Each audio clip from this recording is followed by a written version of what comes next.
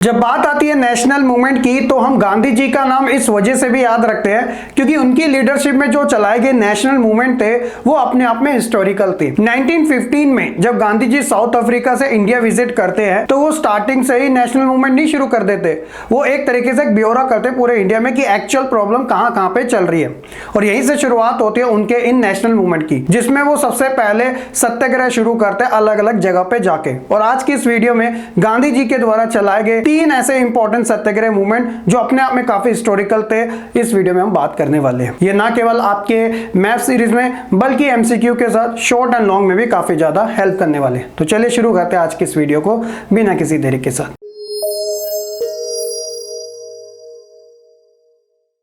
सबसे पहले सत्याग्रह का एग्जैक्ट मीनिंग क्या होता है। Satyagraha loosely construct as a emphasise on truth, यानी कि सत्य के पर जोर देना, एलिजियंस टू द ट्रूथ, सत्य के प्रति निष्ठा रखना, ट्रुथ फोर्स, सत्य के ऊपर बल देना। तो ये सत्याग्रह से रिलेटेड जो आप मीनिंग्स देख रहे हो वो कुछ इस प्रकार से, इन particular variant of non violence resistant और सिविल रेजिस्टेंट। और ये कहीं ना कहीं हमें कुछ इस तरीके से देखने मिलते हैं।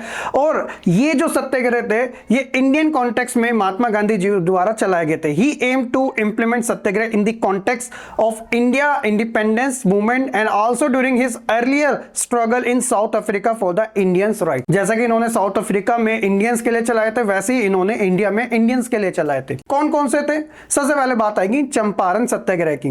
चंपारण एक डिस्ट्रिक्ट है जो कि बिहार स्टेट में हमें देखने को मिलता है। ये इनका फर्स्ट सत्याग्रह मूवमेंट भी था, आप ऐसे भी याद रख सकते हो। Under colonial era laws many tenant and farmer were forced to grow some indigo on a portion of their land as condition of their tenancy. तो ये कहा जा रहा है कि कॉलोनियल एरा लॉज के टाइम पे बहुत सारे टीनेज फार्मर ऐसे थे जिनको इस बात के लिए फोर्स किया जाता था कि उनको कल्टीवेशन करनी है इंडिगो की अपने लैंड्स के ऊपर, मतलब एक पोर्शन के ऊपर। This indigo was used to make a dye, और ये जो इंडिगो होती थी वो डाई बनाने के काफी ज्यादा काम आती थी। लेकिन क्या था, इसकी डिमांड इतनी ज्यादा थी तो इसलिए इन फार्मर को अंग्रेजों के द्वारा फोर्स किया जाता था ज्यादा से ज्यादा उगाने में। और फार्मर इस चीज से इस वजह से मना करते थे क्योंकि उनका जो लैंड था इसकी वजह से काफी ज्यादा खराब होता जा रहा था, यानी जो अपनी वो रेगुलर क्रॉप्स थी जैसे व्हीट हो गया, राइस हो गया, वो नहीं उगा पा रहे थे। The German had invented a cheaper artificial dye so the demand for indigo fell. अब क्या था कि फॉरेन कंट्री में इंडिगो की डिमांड ज्यादा थी, तो इस चीज को ध्यान में रखते हुए जर्मन्स ने क्या किया था, वहां पे एक आर्टिफिशियल डाई थी उसे बना लिया था, जिसकी वजह से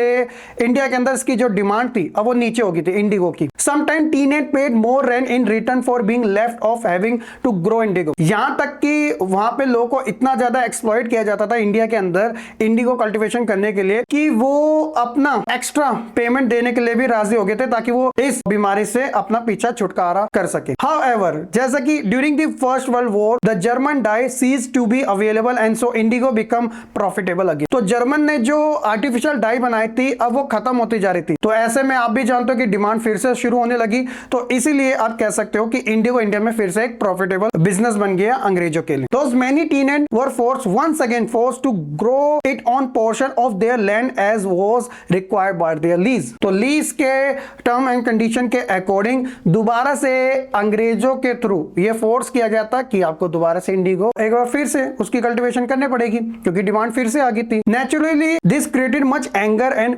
रेजिस्टमेंट, और ये सारी चीजों ने कहीं ना कहीं जो फार्मर्स थे उनके बीच में एक वायलेंट टाइप का या हिंसा टाइप का या नाराजगी काफी ज्यादा पैदा कर दी थी। Many tenants alleged that landlord had used strong arm tactics to exact illegal seizures and extort them in other ways। बहुत सारे टीनेंट्स के थ्रू ये भी एलिज किया जाता है कि जो वहां के लैंडलॉर्ड से वो स्ट्रॉन्ग आर्म टेक्निक्स के थ्रू इनके ऊपर प्रेशराइज भी काफी ज्यादा करते थे। ये जो इश्यू था इतना ज्यादा हाईलाइटेड हो गया कि आप कह सकते हो कि lawyer, politician and there had been commission for inquiry, यानी कि इसकी एक इंक्वायरी तक बिठाएगी। राजकुमार शुक्ला का नाम इस वजह से भी काफी इंपॉर्टेंट है क्योंकि उन्होंने ही कांटेक्ट किया था महात्मा गांधी जी के साथ, जो कि एक मनी लैंडर थे जिनके पास खुद का अपना कुछ लैंड था। Persuaded Gandhi to go Champaran and thus the Champaran satyagraha bring. तो उन्होंने अप्रोच किया था और गांधी जी वहां गए थे, देखा, सारी चीजों को समझा और इसके बाद उन्होंने शुरुआत करी थी सत्याग्रह मूवमेंट की। Gandhi ji arrived Champaran 10 April 1917 with the team of eminent lawyers, जिसके अंदर ब्रिज कुमार प्रसाद, राजेंद्र प्रसाद, अनुराग नारायण और साथ ही ये जितने भी लीडर थे वो कहीं ना कहीं शामिल थे। और इसके बाद एक सेटलमेंट होता है गांधी जी और अंग्रेजों के बीच में, जिसमें कि एक तरीके से वो वहीं पर ही क्लोज्ड हो जाता। तो ये फर्स्ट चंपारण सत्याग्रह था गांधी जी का।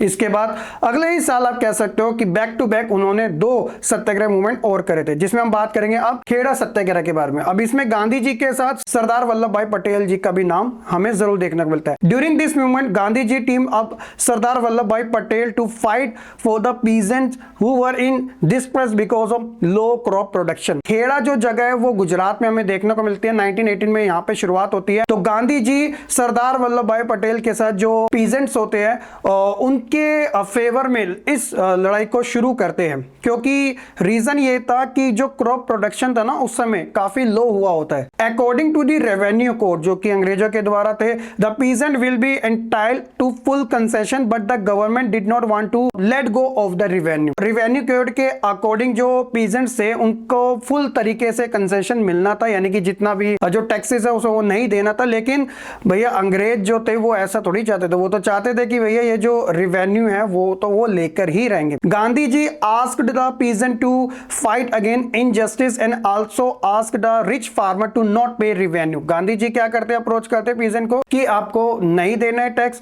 और फाइट करनी है इस अन्याय के खिलाफ में। यहां तक कि जो अमीर फार्मर होते हैं उनको भी ऐसा बोला जाता है। इस वजह से when the British government asked to rich farmer to pay revenue and they did not agree and the government had to let go for revenue to help the peasant. तो बाद में क्या होता है कि वो अमीर जो किसान है वो भी पे नहीं करते, तो उसके बाद जो गवर्नमेंट होती है वो एक तरीके से कोलैप कर लेती है और जो पीजेंट्स होते हैं उनको भी इस चीज के छुटकारा मिल जाता है। तो ये गांधी जी का दूसरा खेड़ा सत्याग्रह मूवमेंट था, एक ओवरव्यू के बेसिस पे। इसके बाद लास्ट आता है हमारा अहमदाबाद सत्याग्रह। तो अहमदाबाद सत्याग्रह जो था वो मिल वर्कर्स के अकॉर्डिंग था।